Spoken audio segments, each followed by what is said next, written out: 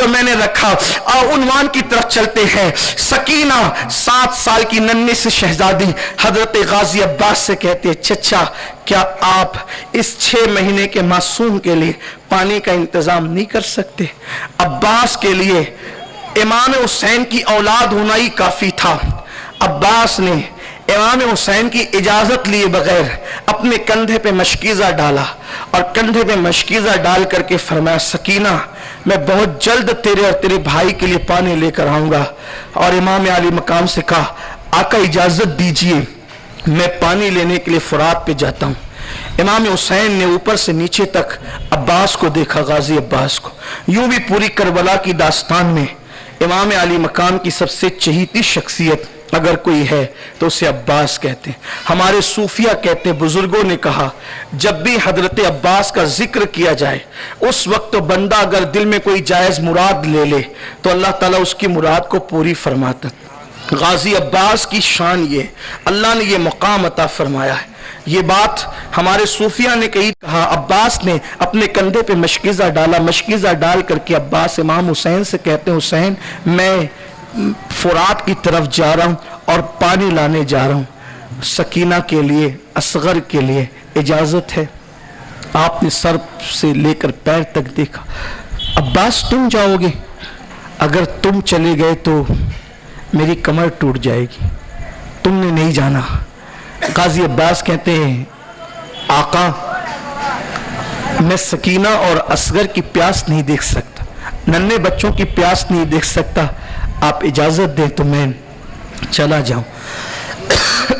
मौला हुसैन पाक ने फरमाया, ठीक है जाओ। और अपने छोटे भाई को रुखसत करने के लिए इमाम खैमे के बाहर तक आए। आप सुन चुके कि बड़े बहादुर थे अब्बास। यहां तक लिखने वालों ने लिखा है कि अब्बास अगर किसी चमड़े पर खड़े हो जाएं और लोग उस चमड़े को खींचे तो चमड़ा फट जाए, लेकिन अब्बास अपनी जगह पर खड़े रहे। ताकत और कुव्वत का ये आलम था मेरे गाजी का। चारा खिलाए तो ऊंट की पीठ पे हाथ रख करके उसे को चारा खिलाए, ये शान थी। कद की ऊंचाई है, सीने की चौड़ाई है। हमारे बनु हाशिम कहलाते थे। जैसे ही घोड़े पर बैठे और बैठने के बाद जब फुरात की तरफ रुख किया, सैकड़ों का पहरा था फुरात पर। और आपको हैरत ये होगी कि जो पानी रोक करके खड़े थे वो सब के सब कलमा पढ़ने वाले थे, मुसलमान कहलाने वाले। आपको हैरत होगी कि मुसलमान ही मुसलमान में आखिर इतना इख्तिलाफ कैसे हो गया था कि जंग की नौबत आ गई थी। हालांकि वो कोई बहुत रसूलुल्लाह के जमाने से दूर का जमाना नहीं था। हुजूर अलैहिस्सलाम की आंखें बंद होने, हुजूर के पर्दा फरमाने को अभी सिर्फ 50 साल का अरसा बीता था। बस आधी सदी जिसमें एक इंसान पैदा होकर के बुढ़ा भी नहीं होता, बस इतना वक्त तो गुजरा था। और हालात कितने बदले थे। अपने दौर में रसूलुल्लाह जिसको कंधे पे लेकर घूम रहे मदीने की गलियों में, आज उसी को बेघर कर दिया गया। आखिर ये हुआ क्यों? पानी बंद कर दिया गया। बच्चों के साथ, बीबियों के साथ मैदान में, रेगिस्तानों में खैमाजन होने पे मजबूर कर दिया गया। इख्तिलाफ एक ही था, बस एक ही इख्तिलाफ था। उस तरफ का जो 22,000 लश्कर था, उसका जो सरगना और सरदार था, वो अल्लाह का दीन कलेमा पढ़कर मिटाना चाहता था।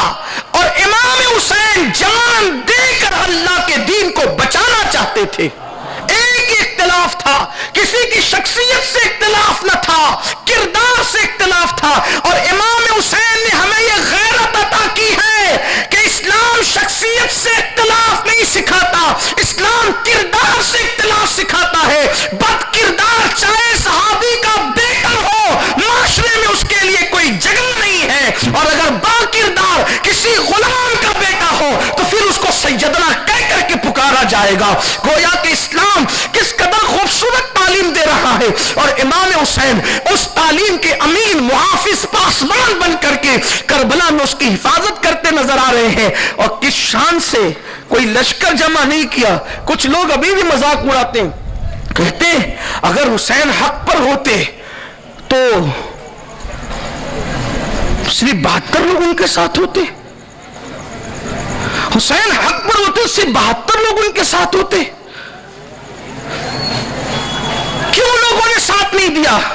मैंने कहा इमाम हुसैन ने उनको बुलाया ही नहीं, हुसैन ने उनको आवाज नहीं दी, बुलाया नहीं। कहा अच्छा, अगर बुलाते तो? मैंने कहा बुलाते तो क्या होता? अगर बुलाते तो मेरा नजरिया अकीदत मेरी ये है कि करबला के मैदान में तिल रखने को जगह कम पड़ जाती। ऐसा नहीं कि उस दौर में कोई था नहीं।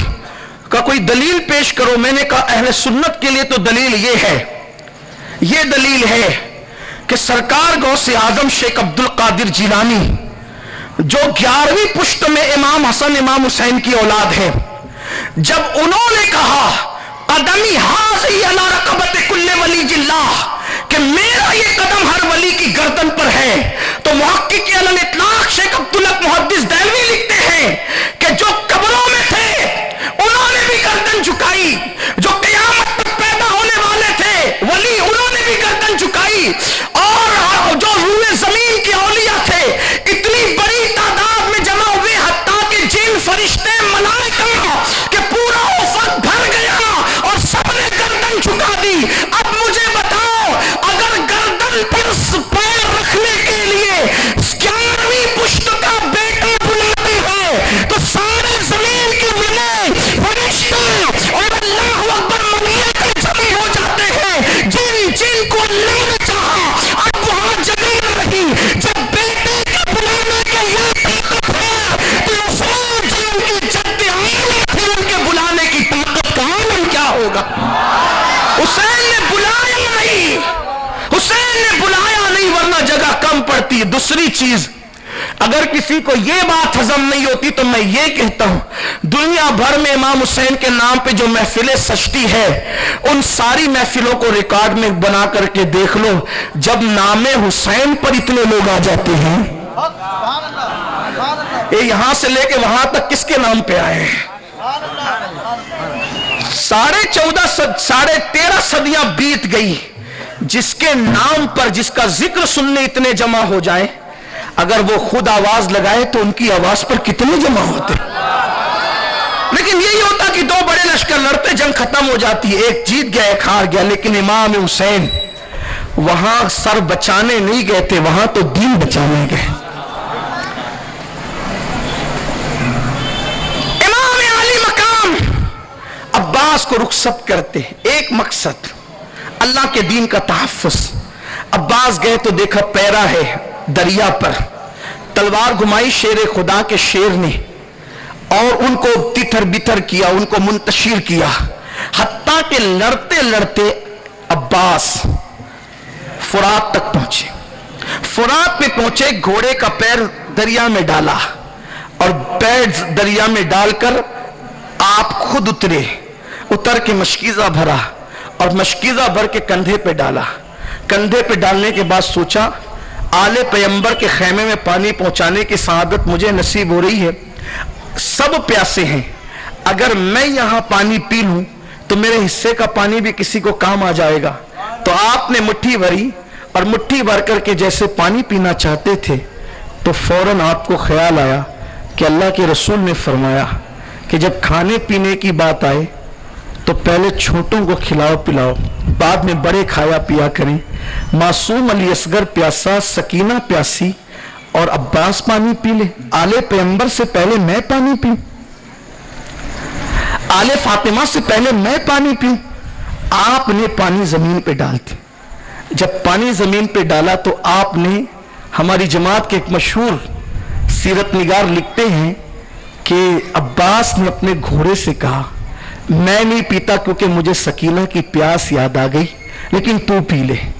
तो घोड़े ने भी सर हिलाया ही नहीं हिलाया और गोया कि उसने अपने वफा का इजहार किया कि आका तू नहीं पीता मैंने कैसे पीना है, और उसने नहीं पिया।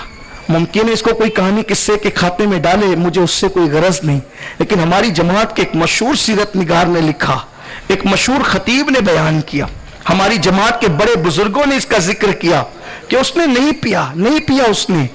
गाजी अब्बास अपने घोड़े की ये वफा देखकर उस पर बैठे और बैठने के बाद जैसे ही खैमे की तरफ चले, یہ دین کے لیے آل پیغمبر کی قربانی ہے کہ ایک آواز آئی یہ لوگ پانی کے بغیر اتنی بے جگری کے ساتھ لڑ رہے ہیں، اگر حسین کے اور آل حسین کے خیمے میں پانی پہنچ گیا تو بچ کر کے جانا مشکل ہوگا، تمہاری عورتیں بیوہ ہوگی، تمہارے بچے یتیم ہوں گے، اگر تم اپنی عورتوں کو بیوہ ہونے سے اور اپنے بچوں کو یتیم ہونے سے بچانا ہے تو جلدی سے جا کر کے عباس کو روکو۔ غازی عباس کا گھوڑا دوڑ رہا تھا، دوڑاتے ہوئے گھوڑا عباس خیمے کی طرف جا رہے تھے، ایسے میں کسی ظالم نے آپ کی طرف بڑھ کر کے وار کیا اور چاروں طرف سے آپ کو گھیر لیا گیا، اور جب گھیرا گیا تو لڑتے لڑتے عباس جب تھکن کی کیفیت ہوئی اور آپ پر ایک ایسا جو ہے وہ تلوار کا وار کیا گیا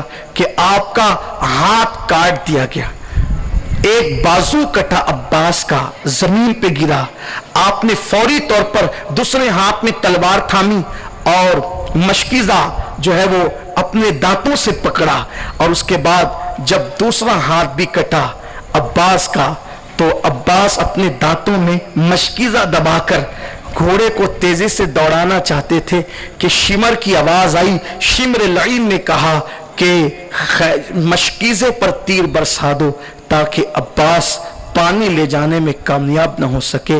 مشکیزے پہ تیر برس رہے تھے، مشکیزے پہ کیا برس رہے تھے، وہ تیر جا کر مشکیزے سے پار ہو کر سینے پہ لگتے تھے، بالآخر پانی زمین پہ گرا، عباس پھوٹ پھوٹ کے روئے، کسی نے اس جناب کو کبھی اس طرح روتے نہیں دیکھا تھا۔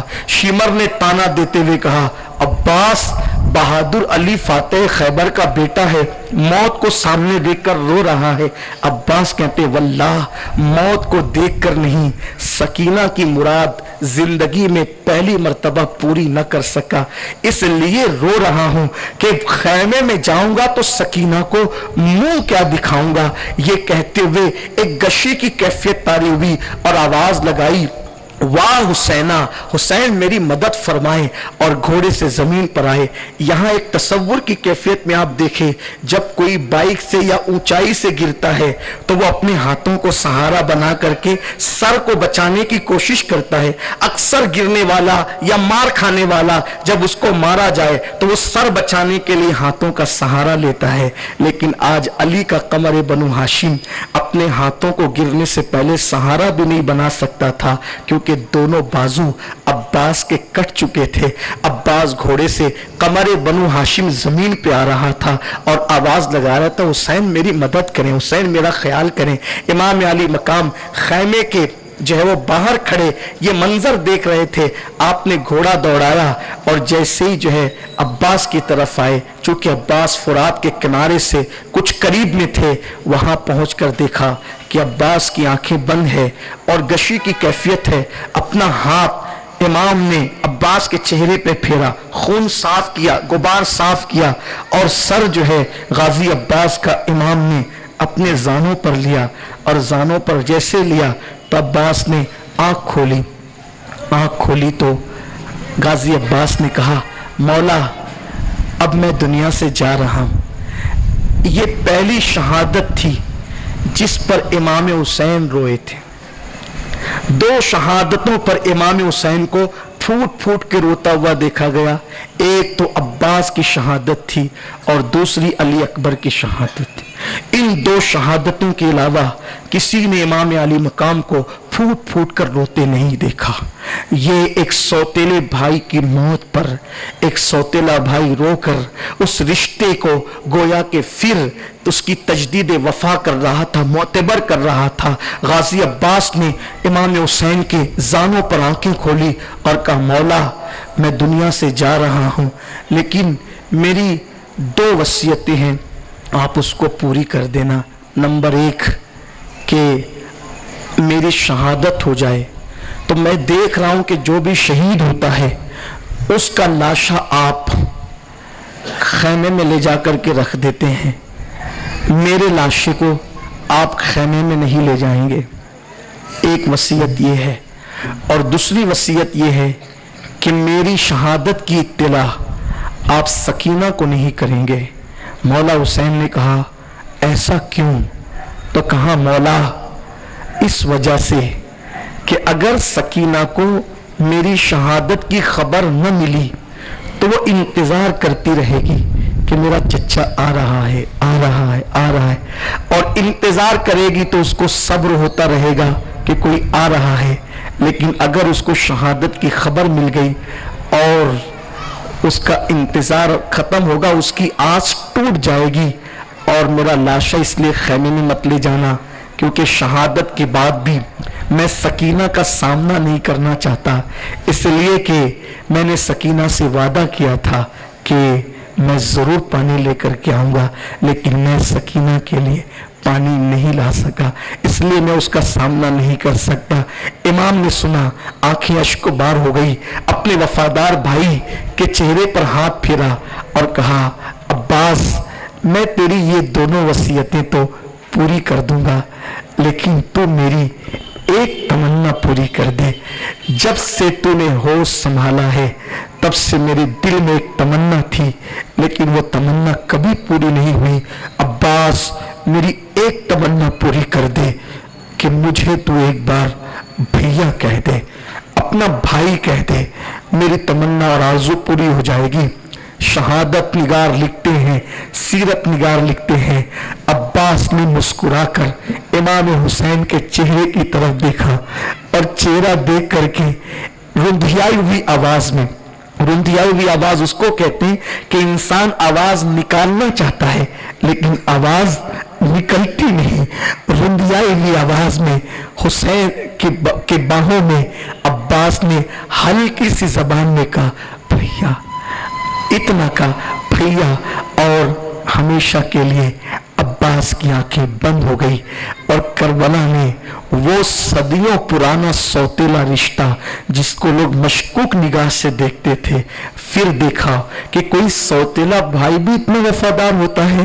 اور پھر دنیا نے دیکھا جب عباس دنیا سے گئے تو ماتھا چوم کر امام حسین نے ایک تاریخی جملہ کہا تھا، عباس تیرے جانے سے میری کمر ٹوٹ گئی، عباس تیرے جانے سے میری کمر ٹوٹ گئی. آپ اندازہ فرمائیں یہ کربلا کی وہ غریب اور خونی اور رنگین داستان ہے جس کو مسلمان فراموش کر چکے ہیں. بس لوگ اب اتنا سمجھتے ہیں کہ کربلا کا مطلب یہ ہے کہ دو جنگ لڑنے والے لڑے، جنگ ختم ہو گئی. نہیں میرے عزیز، آج رسول اللہ کی اولاد سے محبت کا دعویٰ تو ہے لیکن میں سمجھتا ہوں کہ یزید کھلے طور پر یزیدیت کر رہا تھا، یزید کھلے طور پر یزیدیت کر رہا تھا، اور آج میری قوم حسینی کہلا کر یزیدیت کر رہی ہے. حسینی کہلا کر کے یزید کے طریقے پر ہے. وہ بندر نچا رہا تھا، یہاں انسانوں کا ناچ دیکھا جا رہا ہے. وہ سوتیلی ماں کو پاپ کی نظر سے دیکھتا تھا، یہاں پڑوسنوں کو پاپ کی نظر سے دیکھا جا رہا ہے. اس کا حال یہ ہے کہ وہ بانسری کا دل ڈالا تھا، یہاں تو میوزک کے ایسے ایسے آلات ایجاد ہو گئے کہ جس کی حد نہیں. وہ نمازوں کو ضائع کرتا تھا. آج کتنے مسلمان ہیں جن کو نمازوں سے محبت ہے. آل پیغمبر کی قربانی اگر اس کی اہمیت نہ جانو گے، مجھے حیرت ہے یہ قوم تباہ ہوگی، برباد ہوگی. امام المتکلمین علامہ نقی علی خان رحمت اللہ علیہ اپنی کتاب میں لکھتے ہیں کہ اہل بیت کا احترام نہ کرنا کتنا نقصان دہ، کتنے نقصان دینے والی بات ہے. فرماتے میرے آقا علیہ السلام نے فرمایا، اپنی کتاب میں لکھتے ہیں کہ جو میری اولاد کو دیکھ کر اٹھ کر کھڑا نہ ہو. توجہ فرمائیں. اچھا اس میں اولاد میں کسی کا نام نہیں لیا، قیامت تک حضور کی جو اولاد سادات ہے ان کا احترام سکھایا جا رہا ہے. توجہ کرنا، پھر کربلا سمجھ میں آئے گی. آقا فرماتے ہیں، اس کو امام المتکلمین علامہ نقی علی خان لکھ رہے ہیں، اعلیٰ حضرت کے والد ہیں، استاد بھی ہیں، وہ لکھ رہے ہیں. آقا فرماتے ہیں جو میری اولاد کو دیکھ کر صرف اٹھ کر کھڑا نہ ہو تعظیم کے لیے، اللہ اس کو لا علاج بیماری میں مبتلا فرما دے گا.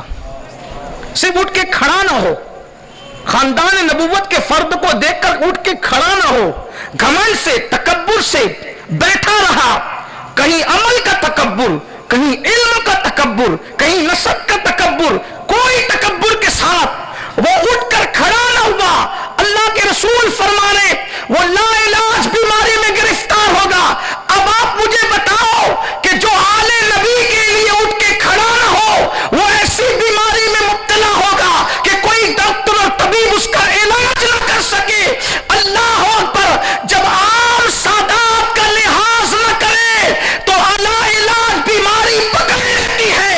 और वो सैयद जो डायरेक्ट रसूलुल्लाह का बेटा कहलाया, जिसे कुरान ने अपना कह करके दोनों शहजादों को रसूलुल्लाह का बेटा कहा, हुजूर ने जिनको अपना बेटा कहा। अब बताओ, जिस मकसद के लिए उन्होंने अपनी कुर्बानी दी, खून की कुर्बानी, बेटों की कुर्बानी, भतीजों की कुर्बानी, घर की कुर्बानी, दौलत की कुर्बानी, हत्ता के शहादत के बाद उनके लाशों पे घोड़े दौड़ाए गए।